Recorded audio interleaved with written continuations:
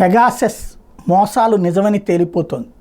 వాస్తవంగా G2G ఒప్పందం అంటే ఒక ప్రభుత్వం ఇంకొక ప్రభుత్వానికి ఇవ్వాలి. ఏంటది పెగాసెస్ అనేటటువంటిది? ఫోన్ ట్యాపింగ్ ఎక్విప్మెంట్ దగ్గర నుంచి వీడియో ట్యాపింగ్ ఎక్విప్మెంట్ దాకా ఇది ఇజ్రాయెల్కి సంబంధించిన కంపెనీ చేస్తే అది ప్రభుత్వంతో ప్రభుత్వం ఒప్పందం అనే పేరుతో ప్రైవేట్ వాళ్ళు చాలా చోట్ల కొనేశారనడానికి సాక్ష్యం తాజాగా బయటపడినటువంటి అంశం. పెగాసెస్ సాఫ్ట్వేర్ ద్వారా వాట్సాప్ వినియోగదారుల మీద నిజమేనని అమెరికాలోని ఒక కోర్టు నిర్ధారించింది. పెగాసెస్ సాఫ్ట్వేర్ తయారీ సంస్థ అయినటువంటి NSO group technologies America hacking చట్టాలని కాక వాట్సాప్ నియమ నిబంధనలు కూడా ఉల్లంఘించిందని కోర్టు స్పష్టం చేసింది.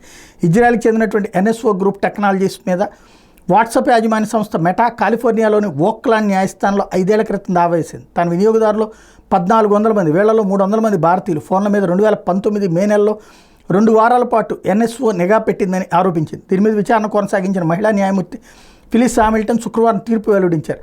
NSO కంపెనీ ఉల్లంఘనలకు పాల్పడిన విషయం వాస్తవమైన నిర్ధారించారు. దీని మీద వాట్సాప్ హర్షం వ్యక్తం చేసింది.